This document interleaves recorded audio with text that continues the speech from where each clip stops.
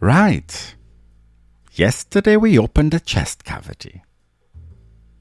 We spent 20 minutes staring at the quiet, clinical rot of what you still insist on calling a relationship. I could see in the way you adjusted your headphones. That flicker of recognition. You didn't like the smell, I know. You didn't like seeing your own burden laid out on the stainless steel table, exposed under the cold lights. But don't get too attached to your grief. Being a victim of your dead romance doesn't make you interesting, mate. It just makes you statistic. Today we are looking at the blueprints. We are looking at the architecture of your loneliness. Because what you call a broken heart is in reality just a programming error. Have you ever noticed how your spontaneous romantic life feels like a pre-recorded tape? Think about your type. Go on. Picture that specific combination of loneliness, interests, and aesthetic that make your heart skip a bit. You think that's yours, don't you? You think that preference is sacred part of your soul, something forged in the fires of your unique life experience. You are wrong. That type wasn't born in your heart, It was engineered in the boardroom. It's a data set. It's a series of A/B tests performed in your subconscious by people who know your dopamine triggers better than you know your own mother's birthday. You don't have a type. You have a subscription model, And you have been paying the premium for years without even knowing it. The volume swells, becoming more oppressive, industrial. Look at your hands. They move across the glass of your phone with a precision that should terrify you, Swipe, tap, swipe. You are performing a ritual that was taught to you by an interface. And you think you are searching for the one. But you are just training an algorithm to understand your desperation. Welcome to part 2 of the Valentine's Week massacre. Yesterday was about the result. I know, the body on the table. Today is about the instructions. We are going to dissect the illusion of choice, And I'm going to show you how your heart became a piece of proprietary software, And why you're so terrified of actually going off script. Because going off script means being alone. And the system has made sure you find your own company unbearable. Grab the scalpel. We are cutting through the bone today. Unfiltered outsider. Unfiltered outsider. Right. I see you're still here. I know you wouldn't stop the recording. Why would you? You are addicted to the friction, right? You have spent the last 24 hours chewing on the words I gave you yesterday, and even thought it wasted like copper and shame you're back for seconds. You've realized that this clinical cold dissection is the only thing that doesn't feel like it's being sold to you with a smile, right? I know. You would rather take a verbal beating from a stranger than listen to another love coach tell you that your soulmate is just one more premium subscription away. It's a specific kind of modern masochism, isn't it? Hello. I'm Noah. And I'm not going to thank you for coming back. You know the deal. Come on. I don't want your loyalty. And I don't need your shares. And I certainly don't care if your voice is the only thing keeping you awake on your drive home. Anyway, drive safe. Well, yesterday we looked at the corpse, right? We saw the rot and the blue light.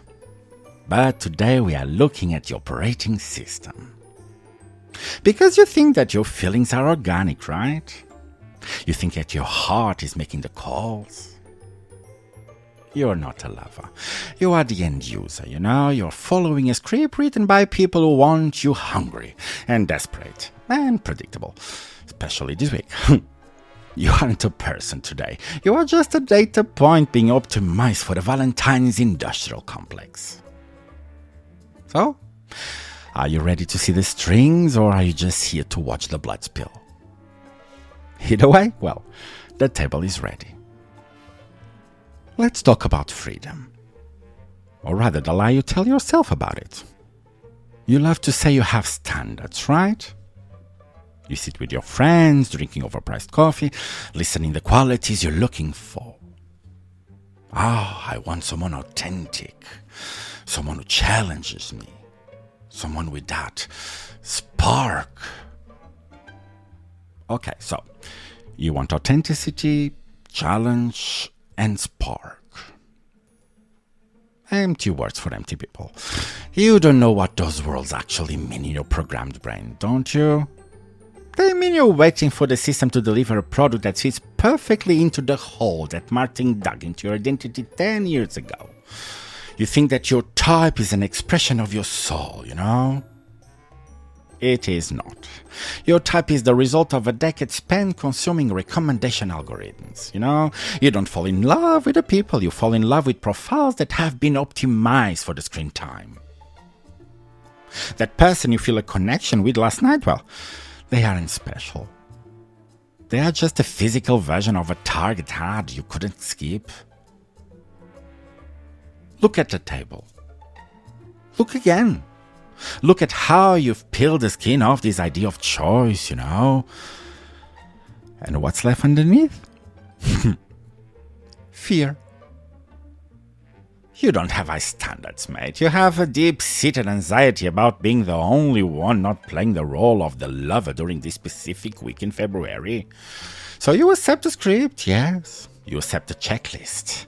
You've turned intimacy into an Excel sheet where you try to calculate the return of investment of your emotional time. Is he worth my time? Is she the best I can get? You're treating love like a smartphone upgrade, you know? You're waiting for the Pro Max version of a human being. Well, you can barely keep your own battery charged until the end of your day. You aren't looking for a partner, I told you yesterday already. You're looking for a mirror that makes you look better than you actually are.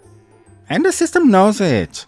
It's feeding you exactly what you want to see, and you never have to look of what you actually need. Congratulations. You have successfully outsourced your heart in a server in California. How does it feel to be the guest of your own emotional life? I think it's amazing. Think about the last time you felt spontaneous. Was it really your idea? Or was it a notification? Or maybe a trend? Or a scene from a movie you watched so many times that you mistook it for a memory? I'm a king of the world! We have technologized the human heart to the point of obsolescence, you know? We've traded the mess of real connection for the cleanliness of a swipe. It's efficient, I know. And it's predictable. You aren't the director of this movie, you know that, right? You aren't even the lead actor.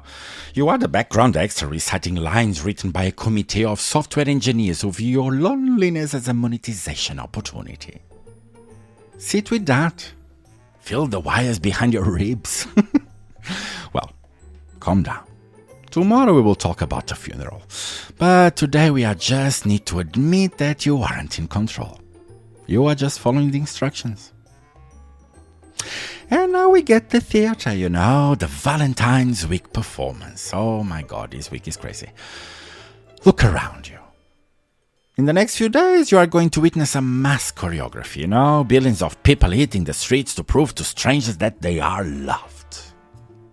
Restaurant reservations made months in advance for tables where the silence will be so thick that you could cut with a steak knife. God. And why? Because the script says you have to.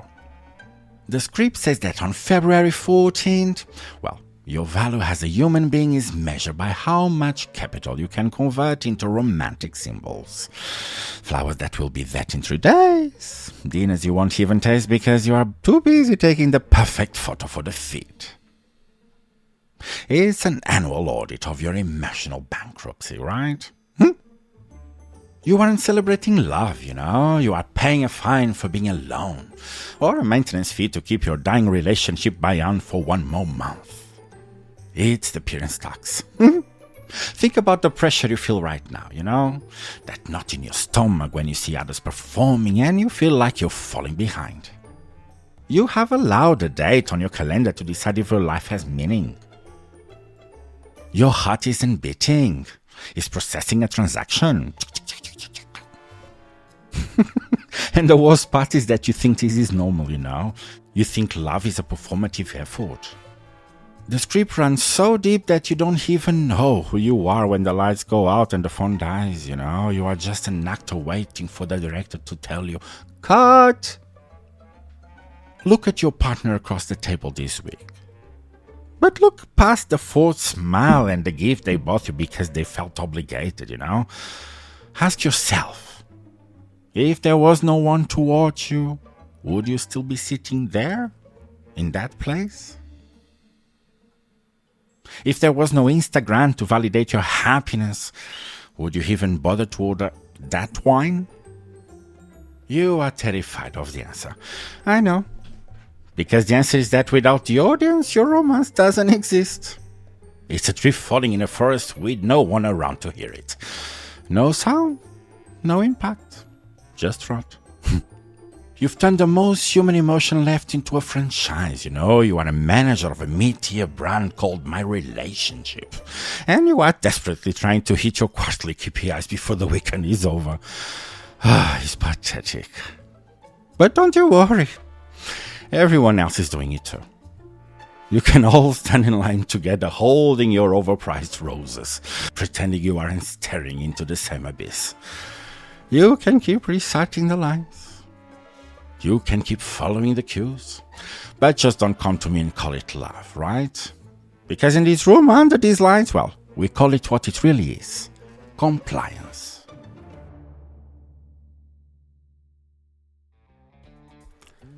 Right. The blueprints are out. You've seen the wires. You've seen how your spontaneous heart is just a series of commands. Most of you will leave this record and go straight back to the script, I know. You will check your apps, you will reply to that hey with the same pre-packed energy you used 2,000 times before. You will try to forget that I just told you that your soul is a subscription model. But you won't. Because every time you swipe now, you're going to feel the glass a little colder. Every time you hear a standard romantic line, you're going to hear the gears grinding behind it. I haven't just given you information. I've ruined the illusion. I hope. You're welcome. Now the housekeeping. Because even in an autopsy, someone has to clean the floor. This week is a fever dream, I know. A daily assault. I'm not doing this because I enjoy the extra work. Be sure of that. I'm doing it because the infection of Valentine's week is too aggressive to treat with a weekly dose. We stay on the table every single day until the 14th. Then, and only then, we go back to our regular 3-day-a-week schedule. If you need to see the visual evidence of the rot we have discussed today, well, go to the Unfiltered Outsider socials at Outsider. Go there if you want to see the blueprints in high definition. Or don't. The wires are already inside your head now anyway, so... Tomorrow is going to be worse. Tomorrow we stop talking about the system and we start talking about the ghosts. Oh yeah, the digital funeral. We are going to talk about the people you have deleted, but still haunt your search history. The ones you keep in your pocket like a jagged piece of glass. Go back to your scripted life now. Try to enjoy the performance. I'll be here tomorrow to turn the lights off again. Uninfluenced, Unpaid, Unfiltered, I'm Jackman, and this is the Unfiltered Outsider. Unfiltered outsider. Unfiltered outsider.